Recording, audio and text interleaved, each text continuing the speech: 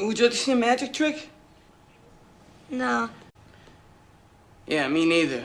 Shakes the Clown, the alcoholic clown movie. Written, directed by and starring the shouty dude from the Police Academy films. I used to be a real jerk, but now I'm a people guy. Why am I making a video on this? Is it because this is some unsung masterpiece? Not really. Is it because I want to make fun of a ridiculous train wreck? Not at all. Is it because it's a deeply flawed, truly fascinating piece of outsider art, made by a filmmaker who doesn't get anything like the credit he deserves, precisely because of perceptions of him as a performer? A window into his internal struggles at the time and a snapshot of the world he existed in. A richly layered cinematic lasagna fashioned from equal parts Pop-Tarts and amphetamines. It's that, and I'm going to start by talking about that man, Bobcat Goldthwaite. Well, thank you, sir. Thank you. You know, in a lot of ways, I think we're a little bit alike.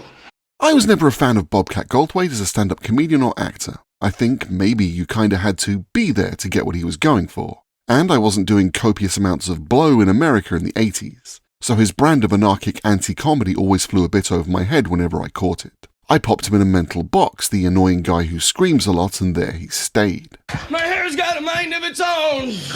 Sometimes I let it drive.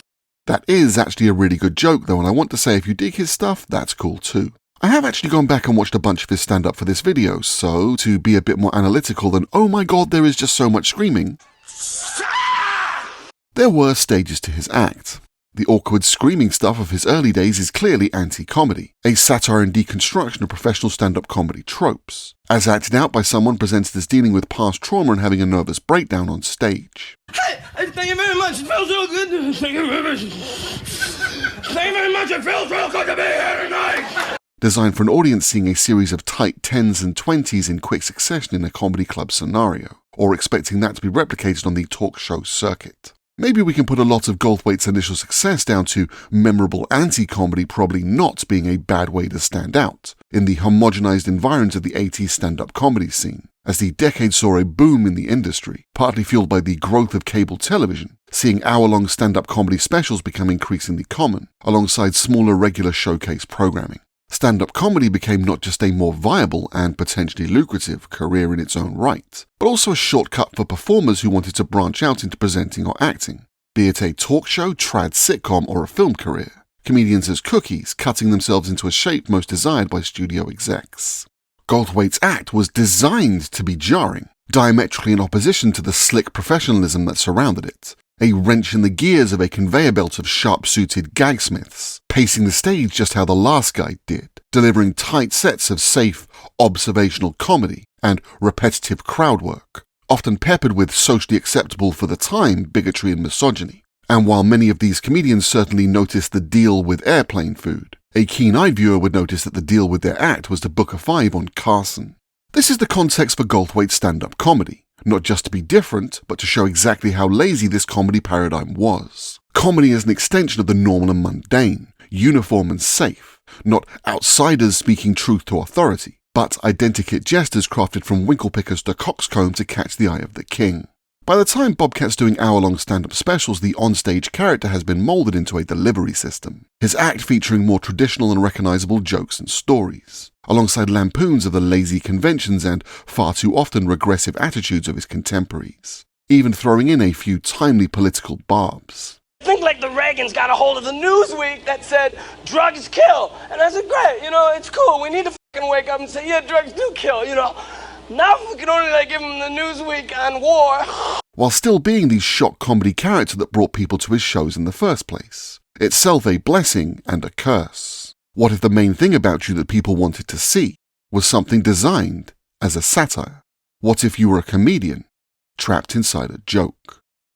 Maybe my dismissal of Goldthwaite's comedy came from my primary window to him as a performer, being his presence in film. Now that was just an innocent window and you saw what I did to that. You know who you're dealing with. Which is again that polarizing Bobcat persona, but mostly in vehicles that lack the nuance of his own work. Which isn't to say his comedy was particularly nuanced, but it was definitely more nuanced than hot to trot. Fred, we gotta talk.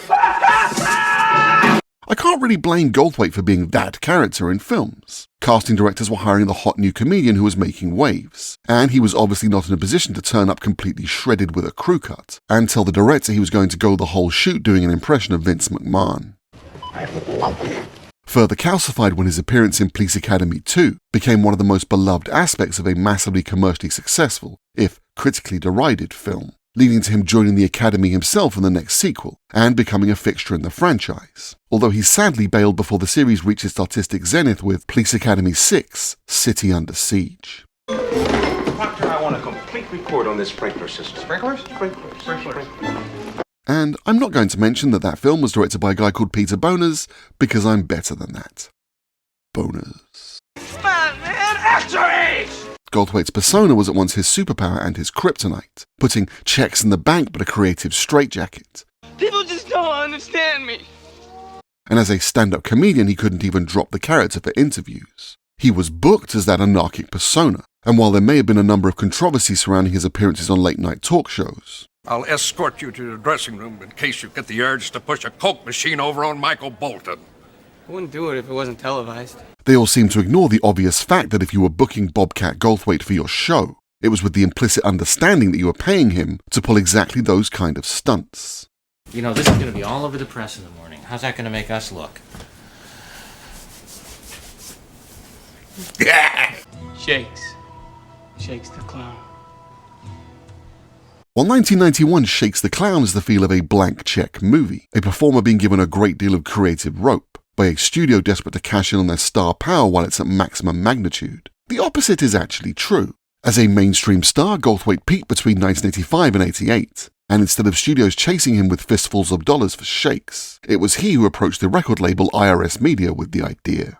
The label was founded by the brother of the Police's Stuart Copeland, Miles Copeland, and was the home of bands like R.E.M. and Fine Young Cannibals, the early 90s finding them branching out into film as a way to diversify the brand after being acquired by EMI, often allowing less established artists to take more creative risks with lower budgets and fairly atypical marketing campaigns. Among the films IRS released were Carl Franklin's dark and violent One False Move, future Palme d'Or nominee Philip Haas with The Music of Chance, and Brian Gilbert's achingly earnest period drama Tom and Viv, as well as the ultra-low-budget but weird and inventive post-apocalyptic cyber noir Circuitry Man.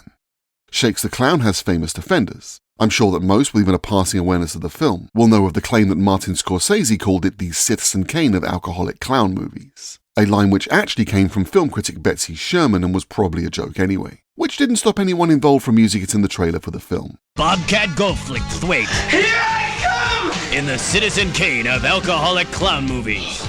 It was also nominated for Worst Picture at the Stinkers Bad Movie Awards, a precursor and rival to the Razzies, as well as being just as self-congratulatory and mean-spirited, and was met with anger from the American clown community, who first organised a protest for the premiere, then cancelled that because it just would have been far too amazing, and decided to boycott the film instead, which they really didn't need to bother with. Or maybe it worked really well. I guess we'll never know. Prominent members of the clown community also apparently backed out of an appearance on the talk show of Sally Jesse Raphael, where Goldthwait had agreed to appear and debate irate clowns. I'm genuinely sad we never got that wonderful visual, presumably because the clowns realised that at some point Goldthwait would just have said, "You are literally clowns. You think you'd be able to take a joke." We would just like the American public to know that it's upsetting. Let's start with what everyone, apart from maybe that guy, knows about Shakes the Clown, that this isn't a damning indictment of clowns and the entire profession of clowning. It is, instead, a satire of the backstabbing stand-up comedy circuit that Goldthwait found himself on during the 80s, with comedians reduced to their basest form, clowns, to skewer both the self-seriousness of many in the profession and comment on the increasing homogeneity of its performers, the most successful being the wonderful Tom Kenny's obnoxious Binky, with his psychopathic careerism, subservient hangers-on, creeping on women, all while telling lame and derivative "have you ever noticed this" jokes, clearly pitched somewhere between Leno and Seinfeld. You know what they say about Palookaville? You don't like the weather? Stick around for a little while, it'll change. This is contrasted to mimes, those in basically the same profession doing basically the same thing and equally homogenized, but who somehow see themselves as more artful practitioners. You only pick clown. That's because we're artists. Which you could look at as a jibe at the alternative comedy scene of the time. And following that thread, the rodeo clowns are portrayed by notable prop comedians. All an absurd reflection of a comedy scene that Goldthwait saw as cliques within an odd little clique. Lonely, bitter lives spent chasing the thrill of making people laugh. Trapped inside tropes and personas. I'm Larry Loud. And I'm Barry Obnoxious, and we're loud and obnoxious. But Shakes isn't just a one-note satirical time capsule, and at the core of the film is Goldthwait himself as the titular clown. While this isn't the first time on film that Goldthwait dropped the act, having played it very much straight the previous year in a small role in the comedy drama Little Vegas, it was the first example that anyone outside of the families of those involved with that film will actually have seen. How do we look for happiness and get out of our own way now that we don't drink?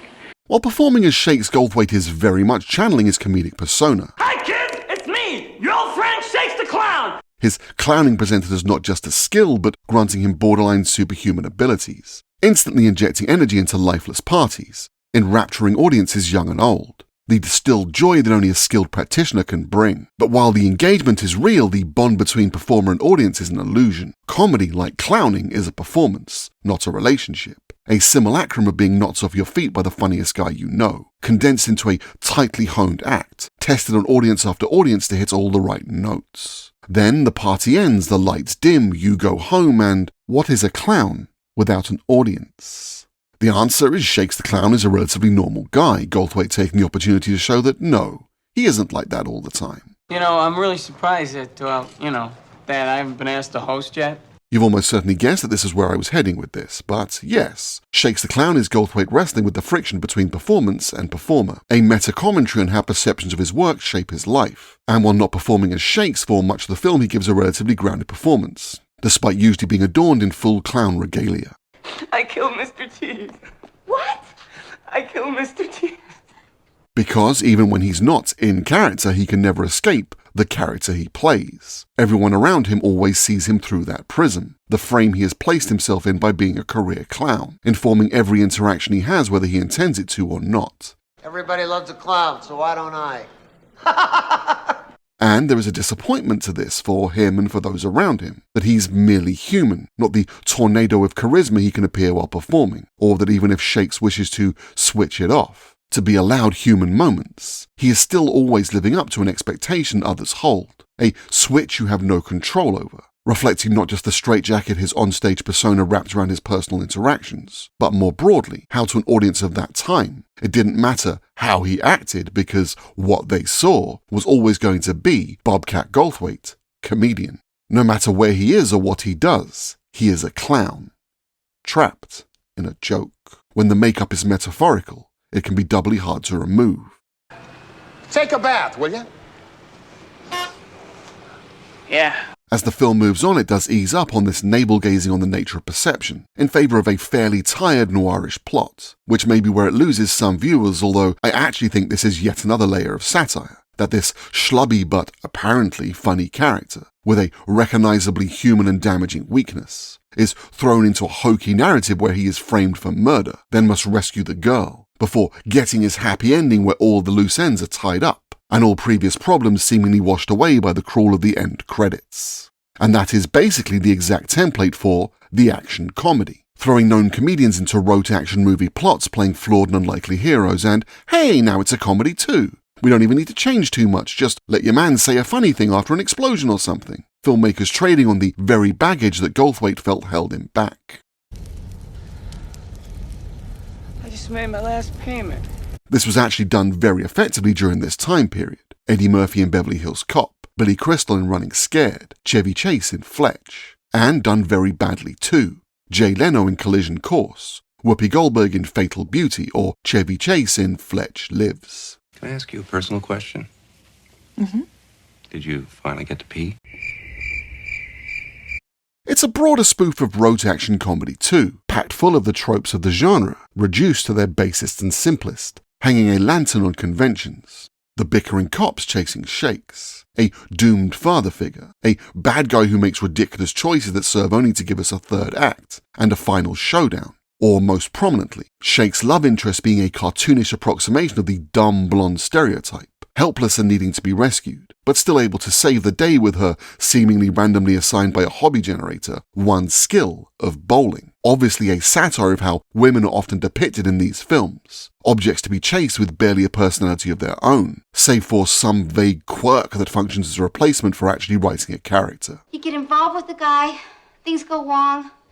Next thing you know, you end up dead at the bottom of a motel swimming pool. There are even neat visual gags, from simply spoofing conventional and tropey Hollywood shots, by having clowns ambling through them, skewering its own underwhelming action set pieces in childish ways, or the occasional slice of arch satire playing out incongruously in the background. Even Shake's alcoholism is playing on the tropes of these films to an extent, although Goldthwait goes a different way and actually sits with it. This is called the alcoholic clown movie for a damn good reason. I'm not going to say there aren't negative depictions of alcoholism on screen, but, particularly in Hollywood, it's often romanticized shorthand for a troubled past. Protagonists who wake up with a headache and designer stubble, ready to be the unlikely hero a narrative demands. And that's without getting into most comedy portrayals of alcoholism. Or maybe I should call it volume drinking that is apparently just a supernormal pastime for male characters in comedy. It's fine. It's actually very funny. Don't worry about it. Oh look, he's passed out drunk. Isn't that funny too? Maybe an opportunity for a hilarious prank. Hey, let's put his hand in hot water. And on an unrelated note, did you know you can actually buy Duff beer? No! There's never a point where Shake's use of alcohol is ever depicted as fun. At best, it fills a void otherwise home to the boredom and emptiness that these characters feel, each sip taking the edge off monotony and melancholy, or simply serving to buzz Shakes out of the pain of his endless hangovers. Even its imbibing is unpleasant and gross, desperate gulps taken without joy. At worst, he's out of control, basically a monster, the overbearing, glassy-eyed buffoon making the worst kind of bad choices, as he chases annihilation. A guy you wouldn't want to be in the room with and, more often than not, make a point of leaving a room as soon as they enter. The aftermath where reality hits is grim and grimy. Shakes doesn't just wake up with a headache. He wakes up on the floor of a stranger's bathroom, a kid urinating on his head, an orgy of evidence reminding him of bad decisions that he'll soon drink again to forget anew, later vomiting on himself while detoxing in a way that is clearly intended to be repulsive, not funny. It's a sobering and difficult depiction of alcoholism, with a lot of truth to it. Well, at times anyway, while at other times it plays shamelessly for laughs. Talk about a shot of whiskey, huh, fellas? And it's part of the film's conceit that even when it's played exactly like a Lifetime special on the dangers of the demon drink, it's performed by a literal clown. The only thing I know now is that I really just don't know anything. This is, though, very much an anti-drinking movie, Goldthwait revealing in his brilliant documentary on fellow comedian Barry Crimmins, Call Me Lucky, that Crimmins himself essentially staged a one-man intervention after a particularly excessive bout of boozing, and Goldthwait remained sober ever since. I'm not on drugs anymore. No, but you seem so together. The film intends to leave you with the stark imagery of Shake's lowest moments to make its point, that alcoholism feels like an escape when it's really a trap, a joyful oblivion you have to crawl out of every morning after every night before. Blunt and grim realism intentionally clashing with outlandish visuals. Discordance that serves both the satire I've already mentioned and reminds us that you don't notice an alcoholic has an issue all the time. Some could see this as preachy and, yeah, it is. Although if you truly wanted subtlety, maybe you shouldn't be watching a film called Shakes the Clown. But at the same time, this is also a somewhat sympathetic depiction, especially when considering the vehicle delivering it. And it's fair to say that as well as battling those demons himself, Goldthwait will almost certainly have encountered many on a comedy scene that largely plays out in bars and nightclubs, who themselves blur the line between a persona as a hellraiser and a rather sadder reality. And even if it is preachy, it's literally clowns. And maybe that's another layer of satire too, of the hypocrisy of literalist moralizing in cinema in general, of mining personal crises for big screen drama. Its message is rarely adhered to by those delivering them, acted out for your pleasure by often coddled performers caked in, albeit more subtle, makeup, play-acting human tragedy for industry backslaps. That the film seemingly forgets all about Shake's personal demons in favour of its increasingly convoluted plot, then rather flippantly ties it all up. I think these are also part of its satire, of plot-driven contrivances in film, of happy endings, of neat bows, that ills end when the credits roll even for lifelong battles. So, why didn't people like Shakes the Clown? Why did audiences in 1991 avoid it, and why did critics in 1991 dislike it? Maybe what a lot of the contemporary criticism was picking up on is that its satire is at times so on the nose as to be effectively indistinguishable from the lazy tripe it's satirizing. And why would you give Bobcat Goldthwait, professional loud person, Dance for us, monkey boy, dance! the benefit of the doubt on that front? And maybe there's an element of that in contemporary audience reaction too. Oh, the shouty guy from Police Academy 4, Citizens on Patrol. That's like we had to make a Police Academy 4. There's so many unanswered questions from 2 and 3. Made a movie about clowns? 3 guesses for what that's going to be like. Even for me, I came back to this film many, many years later, giving it a chance not because of its own reputation, but because Goldthwait went on to prove himself an intelligent filmmaker, trading in both dark satire and keen humanity, with films like World's Greatest Dad and God Bless America, watching it through the lens of the filmmaker he became, not the comedian he was known as. Isn't perception a funny thing? And given that Shakes the Clown is very much addressing ideas of perception, doesn't that make it incredibly self-aware too? But even with that eye, even considering that I think this is a film that has more layers than it's given credit for, it is a film that clashes wildly with itself, often from moment to moment. It is a hot mess. It feels like Goldthwait had so many ideas that he wanted to get on screen that he didn't consider if he should use all of them. A film foundering in the choppy sea of its narrative from the weight of its excess cargo. A sloppy and excitable anarchic mess tripping over its own shoelaces, as it babbles out its often convoluted thoughts. But, while that may not be everyone's idea of an entertaining film, it's interesting to me, not least because isn't that the perfect distillation of Bobcat Goldthwait at that very moment? A performer let loose who poured all his obsessions, grievances and insecurities into a film, for better and for worse. Should he have gone to therapy instead? Maybe. When your poor father died in that elephant mishap. But how often do you get these unique, singular, messy little films brimful of ideas, straining at their own limitations?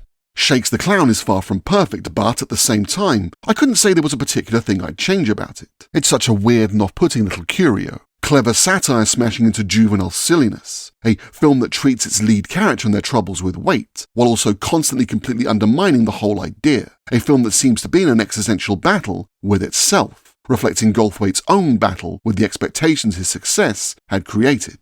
A comedian, trapped inside a joke, finally finding a way to break free.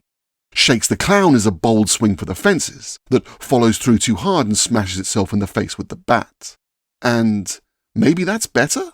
We've all seen a home run, but there is only one Shakes the Clown. Bye. Tire. Thank you very much for watching. If you listen to this, you somehow made it all the way to the end. You deserve a stiff drink. If you loved, hated, or were disgusted by Shakes the Clown, feel free to let me know in the comments below. And if you're a clown, please don't get angry with me. If you haven't seen Shakes the Clown but watched this for some reason, don't seek it out on my account. I don't want that on my conscience. Thanks to everyone who supports the channel, and hopefully I'll see you next time.